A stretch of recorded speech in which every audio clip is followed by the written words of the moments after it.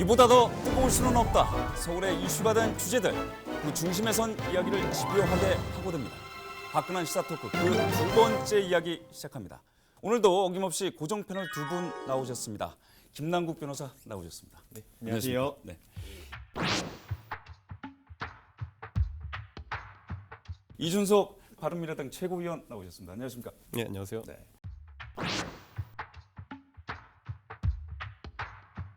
화끈한 시사토크 오늘도 서울의 핫한 주제를 들고 왔습니다. 오늘의 첫 주제는 바로 현금복지수당입니다. 지난해 지방선거 이후 전국 자치구에는 현금복지바람이 불고 있습니다. 이러한 현금복지 홍수 속에서 뜨거운 감자로 떠오른 수당 하나가 있습니다. 바로 서울시 중구의 어르신 공로 수당입니다. 문제는 페널티 34억 원. 수당 예산을 국비 지원금의 삭감을 대비해서 그만큼을 2년 추가해서 192억 원으로 편성하는 듣도 보지도 못한 어찌면 없는 기초연금과 중복된다는 이유로 반대하고 있는 정부 만류에도 불구하고 중구는 지난달 25일 어르신 공로수당 지급을 강행했습니다. 우후죽순 늘어난 자치구 현금복지, 맞춤형 복지인가 포퓰리즘인가 그 논란을 화끈한 시사토크에서 차갑게 분석합니다. 자, 오늘 첫 주제가 바로 지금 말씀드린 현금복지 수당.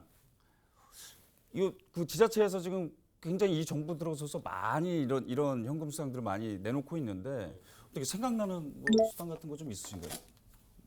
저는 뭐 제가 받아본 건 없지만은 최근에 들어본 것 중에 가장 황당했던 거는 이제 성남시에서 은수미 시장이 저도 들었습니다. 책 6권 대출하면은 뭐 2만 원 준다 이런 거 19세 이상. 네, 얘기했던데 이런 식으로 독서 장려를 한다는 게 사실 발상이 좀 특이하거든요. 이제 보면은 충분히 악용될 수 있는 소지가 다분하고 그리고 원래 책이라는 것은 자신이 지식 함량을 위해 가지고 골라서 보는 것이지 누가 이렇게 뭐 유도한다고 해가지고 크게 뭐 득이 될 것 같지는 않거든요. 뭐 생각나시는 수당 같은 거 좀 있어요?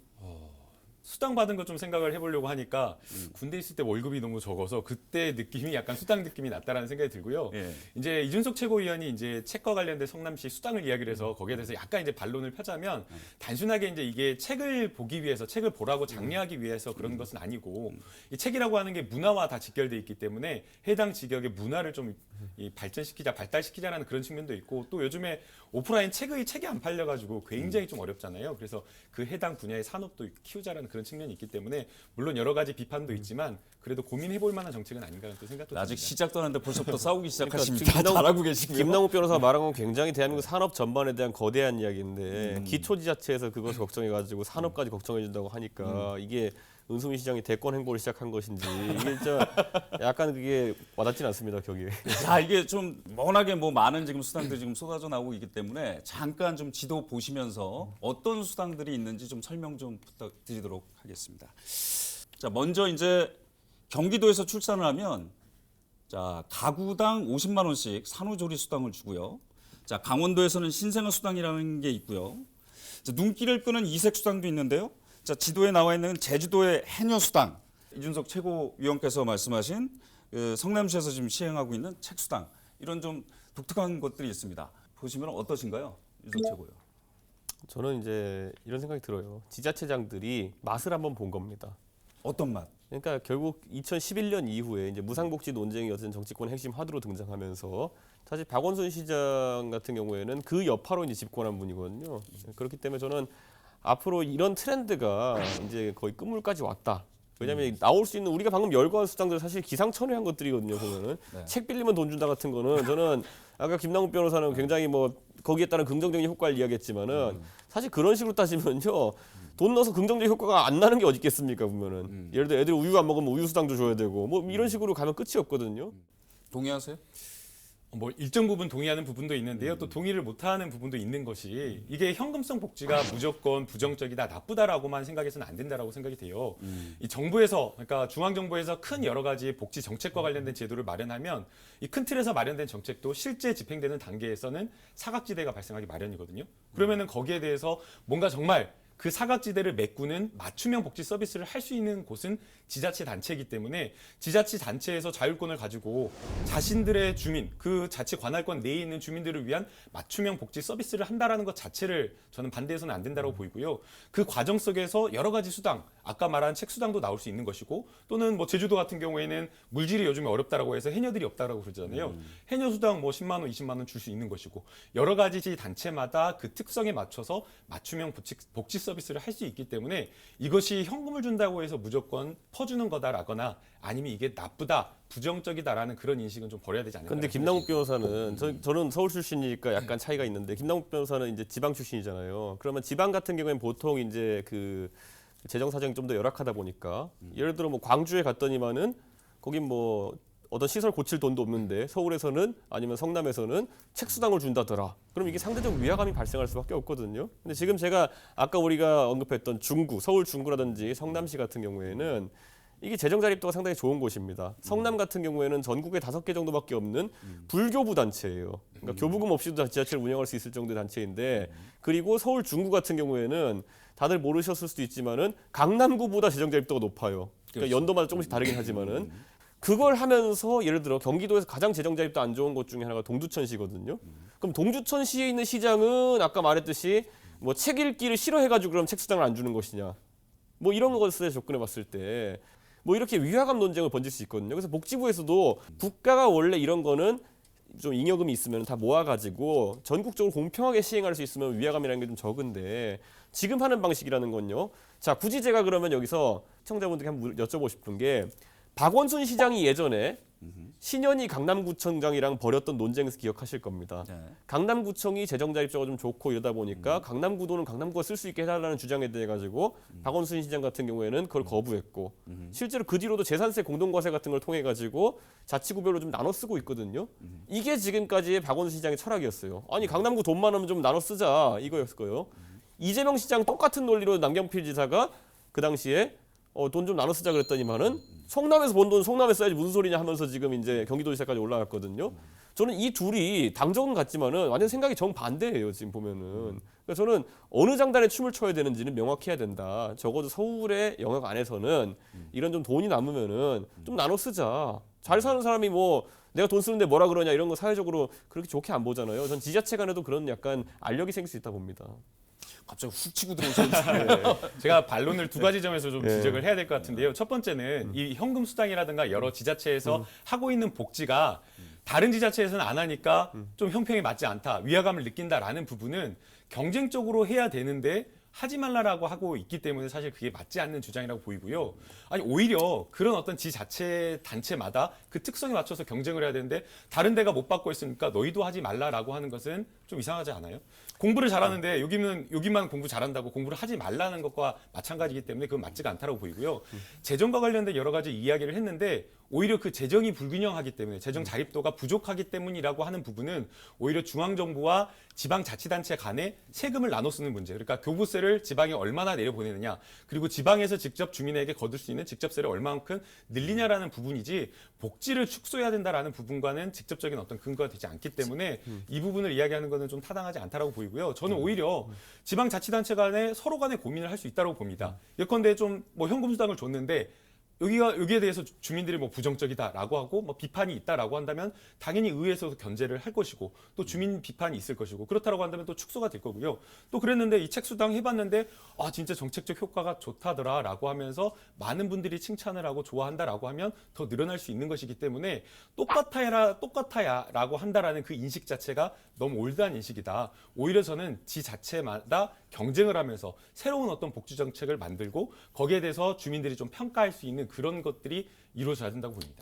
자, 서울시 청년수당 얘기를 우리 그림 보면서 좀 설명을 좀 하도록 하겠습니다. 이게 2016년도에 도입이 된 거죠.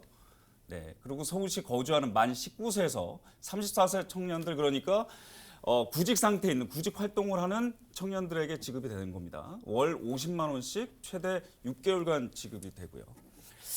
자, 이걸로 박원순 시장이 어느 정도 좀 성과를 거뒀다라고 볼 수가 있을 것 같은데 청년 수당에 대해서 어떻게 생각하시나요? 저는 굉장히 좀 긍정적으로 봅니다. 몇 가지 점에서 좀 굉장히 긍정적인데요. 기본적으로 이 청년이라고 하는 이 대상 자체가 이 사회 서비스 복지 대상에 된 적이 없었습니다. 그러니까 그냥 청년은 정말 일을 잘하고 일자리만 있으면 된다라는 그런 인식이 강했고 복지 서비스라고 하는 것 자체가 노인이라든가 아니면 아동이라는 이런 어떤 취약하다라고 생각하는 그런 어떤 대상들에게만 초점이 맞춰졌었는데 드디어 이번에 청년들에게도 무엇인가를 좀 해야 된다라는 그런 어떤 인식이 바뀌었기 때문에 이번에 이제 서울시에서 청년 수당을 좀 확대하겠다라는 논의 자체가 저는 굉장히 긍정적이라고 보이고요. 또 거기에 더해서 또 문제점을 하나 지적을 하고 싶은 게 지금 기존의 청년 정책, 그러니까 청년에게 뭘 해준다라고 하면 일자리밖에 없었습니다. 근데 일자리에 대해서 일자리를 늘려야 된다라고 하면서 일자리 청년 정책 이야기를 했지만 10년, 15년, 20년 제대로 된 적이 한 번도 없었습니다. 그래서 이번에는 그 청년에게 맞춤형 복지라고 이야기를 하면서 하는 어떤 서비스가 일자리를 벗어나서 새로운 것이 돼야 된다. 그것의 하나로서 저는 청년수당이 긍정적인 어떤 대안이 될 수 있다고 보입니다. 저는 그 말이 좀 기억이 나는 것 같아요. 그냥 단순히 그냥 현금을 주어주고 돈을 주어주는 것이 아니라 꿈을 다시 꾸게 해준다. 뭐 이런 말이 좀 기억에 남는데 동의하시나요? 어떻게? 지금 실업률 또는 이제 취업률 통계에 있어가지고 저것이 주는 영향에 대해 가지고 긍정적으로 나오는 결과들이 없습니다. 지금 보면은 실제로 저것 때문에 취업했다고 하는 사람들의 통계가 나오지 않고 있어요. 그러니까 항상 하는 게 뭐냐면은 만족도 조사예요. 이런 식의 평가가 어디 있습니까? 그럼 어떻게 평가해야 된다고 생각하세요? 실제로 저것이 취업에 영향을 주었는가? 어떤 구체적인 활동 때문에 가면은 뭐 그 취업 활동에 들어가는 비용을 지출하는 것. 예를 들어 뭐 증명사진 찍는데 돈을 보탰으라 뭐 이런 얘기도 있어요. 그 안에 보면은 여기까지 있는데 그런 것들이 구체적으로 어떻게 구직 활동에 도움이 되는지를 인과관계로 풀어내야 되는데 그게 아니라 조사해야 지금 된다 보는 그 거죠. 이준석 최고위원은 이 청년 수당이 취업에 도움이 돼야 된다. 그러니까 취업 수당에 얼마나 어떻게 직접적으로 인과관계를 미쳤냐라는 그런 결과가 나와야 된다고 하는데 이 청년 수당이라고 하는 것은 약간의 어떻게 보면 기본소득 개념이 있는 거고요. 그리고 이 돈을 반드시 뭐 내가 학원비로 써야 되거나 아니면 교재 구입하거나 수업 듣는 데 쓰라고 하는 것이 아니에요. 그야말로 꿈을 찾는데 아까 앵커께서 정말 꿈을 돌려줬다라고 그런 이야기를 하셨는데 그 학생들에게 이 10만 원이라는 작은 돈, 뭐 10만 원에서 뭐 30만 원이라고 하지만 이 돈이 학생들에게 자유롭게 쓸 수 있도록 그렇게 지급할 수 있게 하기 위해서 수당으로 지급을 하는 것이고요. 반드시 이것이 뭐 취업하는 데 들어가야 되는 건 아니라고 봐요. 지금 저는요 그렇게 이제 소위 말하는 그 누가 더 꿈을 지금 찾을 수 있냐 경쟁으로 가기 시작하면요. 저는 지금 우리 방송 보고 있을 오늘 지금 호프집에 앉아가지고 영업하시는데 손님이 안 와가지고 좌절하고 계신 사장님들도 그런 돈 있으면 같이 꿈을 꾸고 싶을 거예요. 결국엔 복지라는 거는 제한된 재원을 바탕으로 어디다 할당해서 최대의 정책 효과를 내느냐로 귀결되는 거거든요. 청년에게 최대한의 정책 효과 기대할 수 있는 건 뭐냐면요. 50만 원어치 복지를 했더니만은 빠르게 취업해가지고 그걸 바탕으로 다시 사회에 그걸 돌려줄 수 있는 선순환 구조를 만드는 게 그나마 나올 수 있는 해법이에요. 누가 가가지고 50만 원 받고 탱자탱자 놀 수 있는 그런 걸 하는 게 정책적 효과를 기대하는 건 아니거든요. 저는 만약에 그런 식으로 꿈을 꾸게 그냥 이렇게 추상적인 목표로 이걸 설명한다 그러면요. 아니 추상적인 목표는 아니고요. 네. 지금까지 많은 청년 정책들이 있었지만 청년들이 와닿는 그런 정책들이 하나도 없었잖아요. 일자리와 관련된 여러 가지 교육이라든가 취업 패키지라고 하면서 많은 것들을 내놓았지만 실제 청년들이 체감할 수 있는 것들은 전혀 없었어요. 그래서 정말 이번에는 이 맞춤형 복지를 하기 위해서 이거 하나하나 맞춤형이 되지가 않잖아요. 그래서 청년들에게 자율권을 주고 그 돈만큼의 가치를 누리라고 하는 것이고요. 아까 과연 이게 10만 원에 얼마나 큰 가치가 있냐라고 말씀하셨는데 저는 굉장히 큰 가치가 있다고 생각이 돼요. 만약 지금 저희 세대 그러니까 30대 40대 직장인들에게 10만 원은 큰 돈이 물론 큰 돈이지만 큰 돈이 아닐 수 있다라고 봐요. 그러나 꿈을 꾸는 청년들, 정말 공부를 해야 되고 취업을 준비하고 자기의 어떤 사회 나가기 전에 자기의 어떤 기량과 역량을 만들어야 될 그 청년들에게는 10만 원, 20만 원이라는 돈은 너무나 무한한 가치가 있는 돈이에요. 그래서 저는 오히려 청년들에게 물어볼 거예요. 10만 원 지금 받을래? 아니면 노인 돼서 50만 원 받을래? 하면 청년들은 지금 이 돈이 꼭 필요하기 때문에 청년수당 받고 싶다라고 말할 것으로 생각이 되기 때문에 저는 이게 오히려 선순환도 되고 훨씬 더 큰 가치가 있는 돈이다라고 생각이 됩니다. 지금 서울시의 청년수당 이제 결국에 정리를 좀 해보자면 우리 김남국 변호사께서는 청년들에게 꿈을 다시 꾸게 해준다. 그래서 반드시 좀 필요하다. 우리 이준석 최고위원께서는 이거 굳이 밑빠진 독에 물 붓기나 마찬가지 아니냐. 계속 쏟아부으면 계속 줄 수밖에 없다. 이렇게 지금 생각하시는 것 같은데요. 그렇다면 요즘 또 수당으로 굉장히 좀 핫하게 뜨거운 감자로 떠오르고 있는 것이 있습니다. 바로 중구의 어르신 공로 수당인데요. 잠깐 화면 보시면서 그림 보시면서 중구 어르신 수당이 어떤 내용인지 설명 좀 드리도록 하겠습니다. 자, 중구 어르신 공로 수당은요. 지난 2009년 그러니까 올해 1월부터 지급이 됐는데 사실은 이제 2월부터 지급이 됐습니다. 그 전에 이제 논란이 계속 있다가 그래서 2월 달에 원래는 이제 한 달에 10만 원씩 그 포인트로 집어넣는 것인데 2월 달에 20만 원에 지금 지급이 된 상태고요. 중구에 거주하고 있는 만 65세 이상, 그냥 기초연금 대상자나 기초생활수급자 대상자, 중구의 약 한 55% 정도가 이에 해당이 된다고 하는데요. 지역 화폐 형태로 지급이 되게 됩니다. 자, 중구의 어르신 공로 수당 어떻게 생각하시나요? 이거는 또 청년 수당이랑 조금 성격은 좀 달라요. 중구라는 자치구에서 아까 말했듯이 여기는 다른 거 하나도 없어요. 지금까지 구청장들이 뭘 할래 할 수도 없어요. 이미 땅이 들어차가지고 결국은 과거에 조선시대 때 도읍지였다는 이유만으로 지금 본사가 많이 있어가지고 이런 걸 할 수 있다는 건데 저는 이것에 대해 가지고 타 지역 구민들 같은 경우에는 어떻게 공감할 수 있겠습니까? 예? 중구는 옛날에 무학대자가 점지해준 땅이고 노원구는 그러면은 청계천에서 쫓겨난 사람들이 가서 있는 땅이기 때문에 차별받는 겁니까? 저는 이거 자체가 굉장히 위화감을 주는 발상이다. 그런 그것만 생각을 가지고도 차별을 준다. 아 당연하죠 이거는. 아니 땅값 비싼 중구에서 못 살아가지고 노원구 온 사람들이 수당도 못 받는다? 아이고야. 동의하시나요? 중구에서 쫓겨난 사람들이 살고 있는 곳이 노원구예요. 이제 이준석 최고위원이 노원구에 살고 있어서 이제 굉장히 뭔가 차별받는 느낌을 받는 것으로 생각이 되는데요. 예. 또 노원구는 노원구에서 또 복지 예산을 가지고 어떤 복지 서비스를 할지 고민을 하고 있는 것으로 보이고요. 지금 아까 예산 이야기를 했는데 지금 중구 예산을 좀 들여다 보니까 중구 예산을 지금 보면요. 2001년 예산이 4,300여 원 정도 되고요. 그다음에 이번에 공로수당으로 들어가는 예산이 157억 원 정도라고 합니다. 이 중구의 전체 예산 중에서 약 3.6%밖에 되지 않고요. 복지 예산은 그렇다고 그러면 중구의 복지 예산을 다 쓰느냐? 그렇지 않다라는 거예요. 이 중구에서도 무엇이 먼저 해야 되는가를 우선순위를 따져서 복지 서비스를 하고 있는 거고요. 중구로서는 지금 노인 인구가 고령 인구가 굉장히 많고 또 특히나 기초생활수급자 같은 경우에는 기초연금이나 이런 것들이 받지 못하는 어떤 사각지대에 있기 때문에 그런 분들을 위해서 노인 빈곤층이라든가 자살률이 높다라는 것을 생각을 해서 중구에서는 이 정책이 필요하다라고 해서 하는 것이기 때문에 각 지 자체마다 그 특성을 받아서 하는 것을 이게 차별이다. 나는 못 받으니까 왜 너희 왜 그런 걸 하느냐라고 하면서 하지 말라라고 할 것이 아니라 오히려 지금 이준석 최고위원 같은 경우에는 노원구에 있으면 노원구청장에게 야 우리한테 더 좋은 서비스를 해달라고 요구를 해야 될 것이지 중구 보고 하지 말라라고 할 건 아닌 것 같아요. 중구의 노인 빈곤층이 많기 때문에 이것은 중구의 지역 맞춤형 복지가 맞다. 그래서 시행되는 것이 맞다. 그런 말씀이신 것 같은데. 노원구 인구가 그 중구의 5배거든요. 근데 예산 규모는 2배 조금 넘어요. 그게 의미하는 게 아까 말했던 재정 자립도의 의미입니다. 그렇기 때문에 노원구 같은 경우에는요. 고정 비용을 지금 공무원 월급이나 이런 거 주고 나면요. 재량 예산을 쓸 수 있는 것 자체가 굉장히 적어요. 그래서 비슷한 복지를 하게 되면 그것만으로 파산입니다. 그리고 중구 같은 경우에도 따지고 보면은 아까 전체 예산 3%라고 얘기했잖아요. 아버지가 예를 들어 월급 200만 원 받는데 그 안에서 뭐 애들 학원비 나가는 건 다 고정으로 나가는 비용 빼고 나면은 한 달 용돈이 20만 원 남아요. 그러면 3%짜리 술자리 한번 가지기 되게 힘든 겁니다. 그거는 굉장히 어려운 거기 때문에 전체 비용 대비를 볼 것이 아니라 재량 예산을 쓸 수 있는 것 중에 얼마인가인데 지금 서영우 구청장 같은 경우에는 거의 올인입니다. 이거. 그러니까 저는 이 상황 속에서 과연 이것이 우선 뭐 씀씀이에 맞는 지출인지도 저는 궁금하고 거기다가 더 황당한 것은 중앙정부에서 반대해가지고 중앙정부에서 교부금을 깎겠다고 하는 상황 속에서도 본인이 밀어붙인 것이기 때문에 이건 수지타산으로 잘 맞지도 않아요. 그런데 이걸 하는 이유는 딱 한 가지입니다. 그 카드에 보면은 정확하게 중구에서 주는 카드라고 이렇게 해서 배부하잖아요.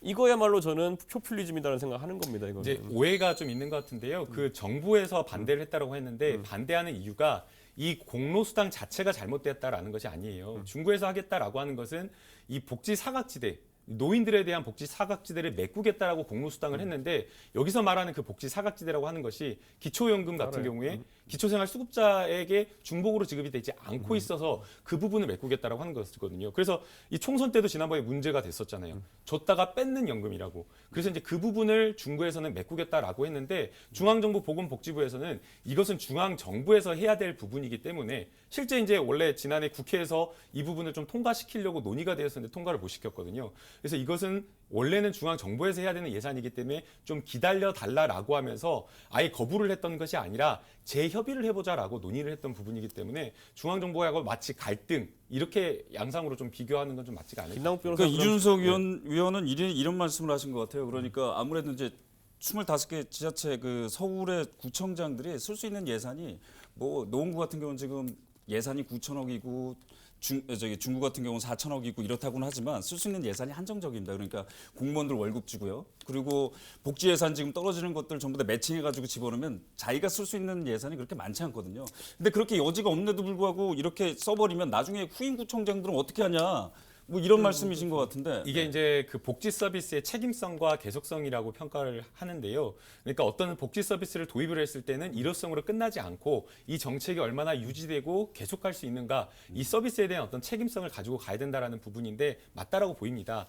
이 지자체 단체의 어떤 재정 자립도가 낮고 그다음에 뭐 서울시뿐만 아니라 여러 지자체를 비교를 해보면 기본적으로 전체 1년 예산의 한 30%에서 40% 정도. 그러니까 많이 세수가 거치지 않는 것 같은 경우에 지방세가 안 거치는 곳은 거의 한 35%, 6%까지 일반 행정 예산으로 고정적으로 들어가는 부분이 있어요. 그러나 이 부분은 지방세를, 그러니까 지방에 내려보내는 교부세를 훨씬 더 늘리는 것으로 가야지 복지 서비스를 줄이는 방향으로 가야 되는 건 안 된다라는 거예요. 돈이 없다, 지방세가 없다라고 하면 지방세를 중앙정부에서 더 내려보내야죠. 그래서 지방과 관련된 여러 가지 맞춤형 서비스를 할 수 있게끔 해야지 돈이 없으니까 복지 서비스를 줄여라 하는 이런 방향으로 가서는 안 된다라는 게 제 문재인 생각입니다. 정부는 중앙정부대로 지금 건강보험 재정 파탄 냈기 때문에 마이너스 5조 만들지 않았습니까? 그렇기 때문에 여력이 없어요. 그러니까 지자체 안에서 지금 이렇게 하는 것이고, 저는 만약에 그 문재인 정부에서 먼저 공약했던 것처럼 만약에 소득세나 아닌 법인세에 대해 가지고 지방과의 배분 비율, 국세 배분 비율을 늘린다고 한다면은 자신 있게 해보시라는 거예요. 근데 그건 또 지금 또 수면 아래로 들어가지 않았습니까? 집권하기 전에는 그러고 싶은데 집권하고 나면 중앙정부 생각이 많이 바뀌는 겁니다. 그러니까 저는 차라리 그 공약대로 지금 그럼 지방세 비율을 높여라. 저는 그렇게 얘기하고 싶어요. 지금 이게 논란이 많은 것처럼 사실 이게 굉장히 요 산만 가지고 봤을 때도 상당히 그 견해 차이가 날 수밖에 없는데요. 그런데 이게 성공을 한 것 같아요. 보면 이게 신청률이요. 99.6%였습니다. 노인들의 신청률이. 그럼 이거 노인들 다 좋아하시는 거 아닌가요? 그러니까 지금 상황 속에서 아까 그러니까 저는 이런 식의 복지를 하려면은 국민들한테 이렇게는 설명할 수 있어야 된다고 생각해요. 최소한 뭐냐면은 아까 말했듯이 중부가 최근에 어떠한 수익 사업을 해서 또는 어떠한 일을 통해 가지고 세수가 150억 정도 증대됐습니다. 그런데 그 중에 150억을 국민들에게 돌려드리기 가지고 이런 사업을 합니다. 그럼 맞아 떨어지는 거예요. 그러니까 지금 이제 이준석 동의하시나요? 최고위원은 네. 내가 돈이 늘어야지 새로운 것을 무엇인가 할 수 있다라고 하는데 꼭 그렇지 않아요. 예산을 보게 되면 복지 예산이 한 20% 이상 정도, 20% 초반 정도가 잡혀 있는데 그 복지 예산 중에 어디에다가 배분해서 어디에 쓸 것인가는 중구청에서 논의를 하는 겁니다. 그런데 그게 왜 돈을 벌어야지 너희가 돈도 없는데 그렇게 하냐라고 하는 것은 타당한 지적이 아니라고 보고요.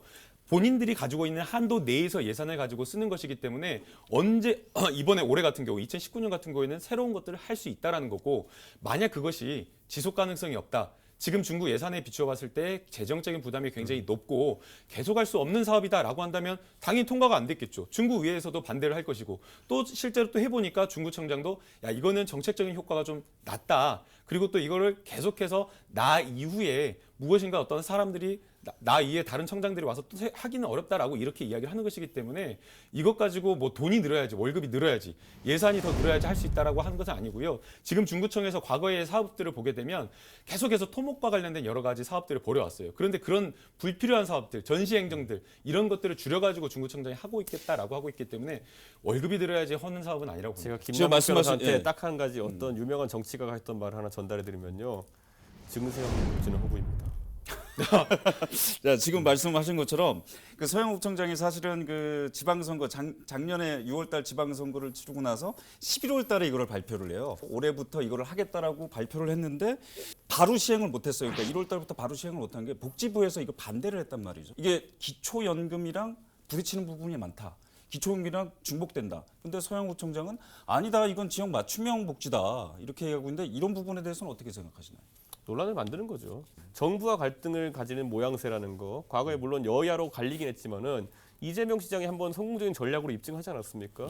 그리고 우리가 서울시 구청장에서 지난 지방자치 임기 때 기억나는 사람 신현희 구청장밖에 없거든요. 대부분의 사람들이. 그 왜냐하면 대입각을 세우면 됩니다. 그렇기 때문에 저는 이런 논란 자체도 우선 서영욱 구청장 입장에서는 아주 반가운 그런 논란일 테고요. 노이즈 마케팅이다. 예, 그리고 그럼 포퓰리즘이라고 보시는 건가요?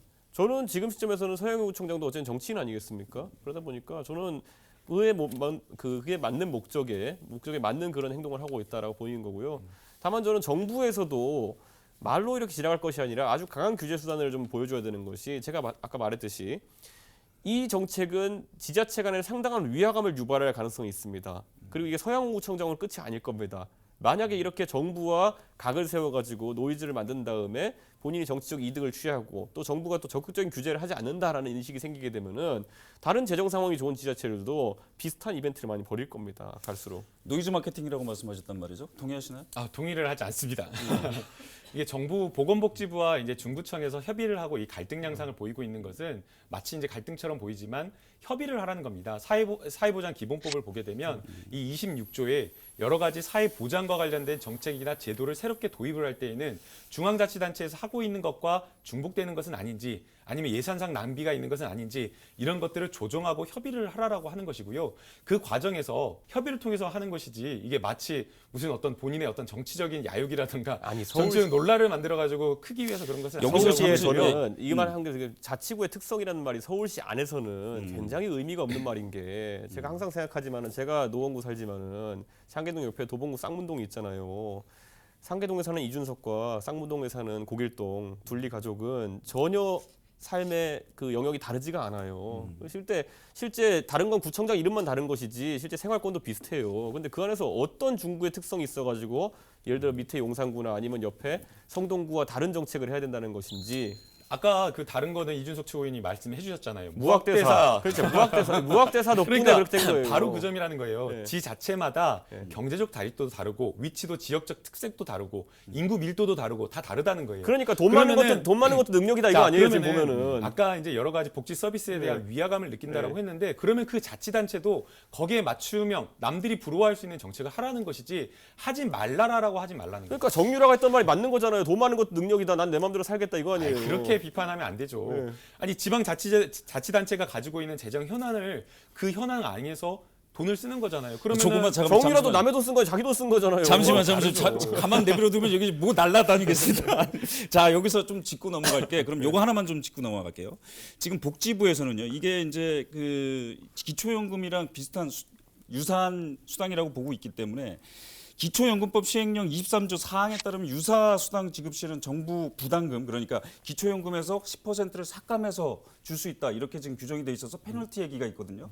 아까 전에 예산을 지금 156억 정도라고 말씀하셨는데 원래 책정된 예산이 지금 192억입니다. 거기 34억, 36억이 녹아 들어가 있는 거거든요. 페널티가.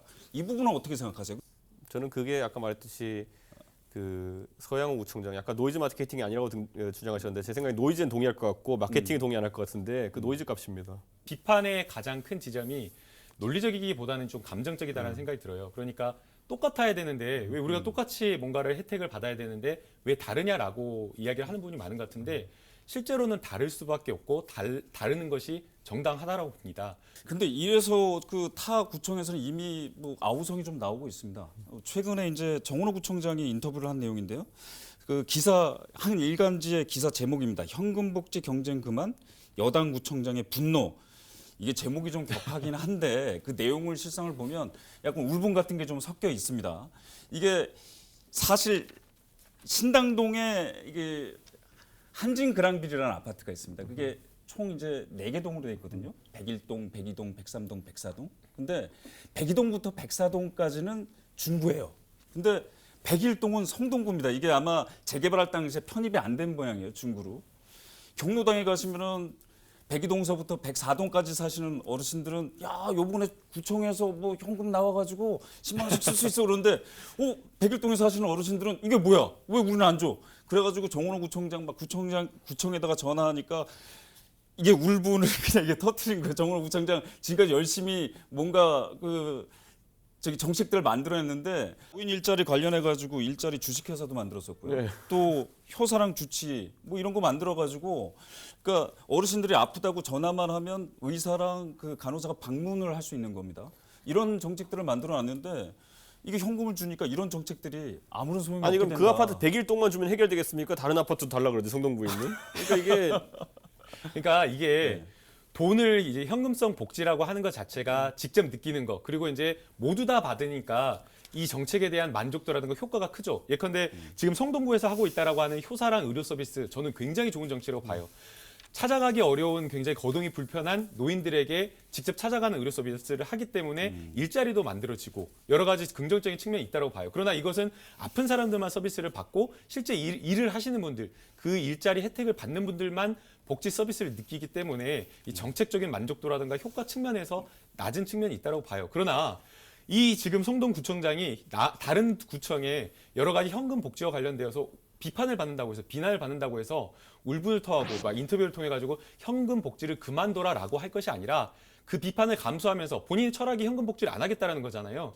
이 복지와 관련된 여러 예산을 다른 여러 서비스로 돌려가지고 실제 정말 맞춤형 서비스를 하고 또 그 과정에서 일자리까지 늘리는 그런 어떤 정책을 가지고 가겠다라고 한다면 본인이 가지고 있는 그 정책을 뚝심 있게 밀어붙여가지고 중구청장하고 승부를 봐야지 다른 걸 하지 말라라고 하는 것은 바람직하지 않다고 보입니다. 이렇게 얘기를 하고 있는데 짧게 한마디씩만 좀 넘기고 요걸 좀 정리하도록 하시죠. 어떻게 생각하시나요? 근데 이제 현금성 복지에 대해서 실제 서비스를 받는 사람의 만족도는 굉장히 큽니다.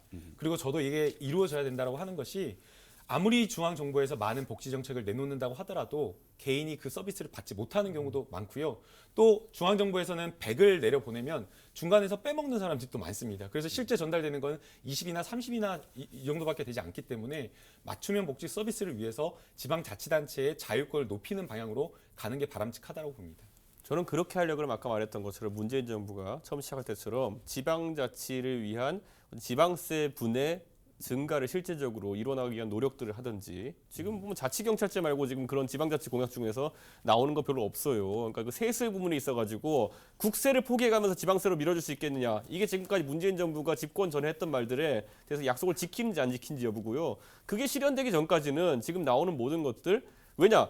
그렇게라도 해야지 지방자치단체별로 지방행정을 할 수 있는 돈이 조금 마련되는 것인데 그게 안 되면 아까 말했듯이 법인 지방소득세에 해당하는 것들 기업이 많냐 적냐에 따라 가지고 재정 자립도가 달라지게 되고 그에 따라서 아까 말했듯이 의지와 관계없이 돈 많은 집이냐 아니냐에 따라 가지고 할 수 있는 행정 능력 차이가 나게 된다는 거는 저는 물론 구청장 입장에서 짜증나겠지만은 주민 입장에서도 근데 경계선 하나만 넘으면 되는데 왜 이렇게 다른 대우를 받아야 되느냐는 거에 대해서 계속 갈등이 생길 거라 봅니다. 자, 이 수당이 워낙 논란이 많으니까 한 일간지에서 최근에 그 현장 설문조사를 하고 기사를 쓴 게 있었는데요. 이랬습니다. 공로수당 관련돼서는 청년들에게 물어보고요. 그다음에 청년 수당과 관련돼서는 그 65세 이상 어르신들에게 물어봤습니다. 그랬더니 어르신들은 청년 수당을 반대하시는 분들이 많았고 청년들은 어르신 수당을 반대하는 사람들이 많았습니다.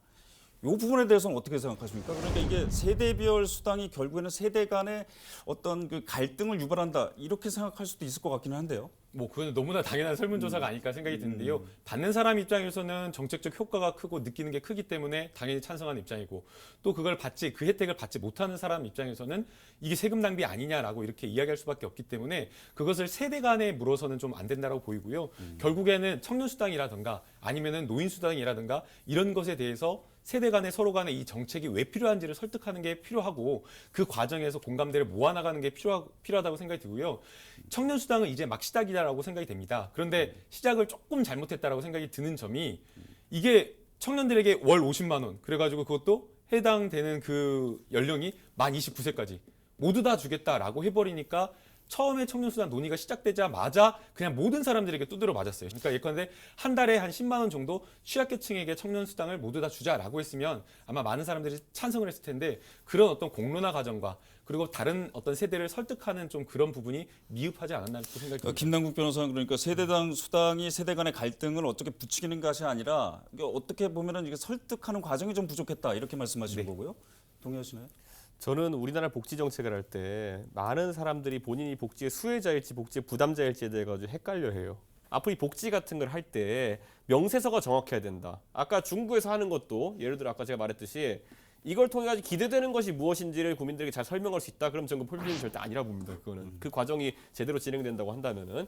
근데 그것과 관계없이 생애 주기가 아니라 내 4년 주기. 구청에 4년 주기를 놓고 득실을 따지게 되면은 완전 다른 결과가 나옵니다. 저는 그래서 그 부분은 앞으로 좀 그 현금 복지하는 분들이 고민을 좀 많이 했으면 좋겠다 이 생각입니다. 이 현금 복지와 관련돼서 반드시 또 지적돼야 될 점이 사실은 이 현금 복지가 굉장히 편리한 정책이긴 합니다. 왜냐하면은 서비스를 새로운 서비스를 고안할 필요 없이 예컨대 성동구청 같은 경우에는 효사랑 맞춤형 의료 서비스를 했다라고 하는데 그 고민을 얼마나 했겠습니까? 그런데 이 현금이라고 하는 것은 돈을 줘버리면 만족도는 거의 뭐 100에 가까웠고 새로운 서비스는 아니라는 점에서 이 많은 지자체 단체가 복지 서비스를 고민하기보다는 돈 주는 정책을 선호할 수도 있다라는 생각이 드는데요. 바로 그 점에서 조금 더 이 뭔가 이렇게 복지 서비스를 한다라고 한다면 정말 우리가 필요한 정책이 무엇인지 이런 부분에 대한 고민도 같이 함께 뒤따라야 된다고 보입니다. 자, 숨가쁘게 달려왔습니다. 오늘 전국 지자체 다양한 수당에 대해 이야기를 나눠봤는데요.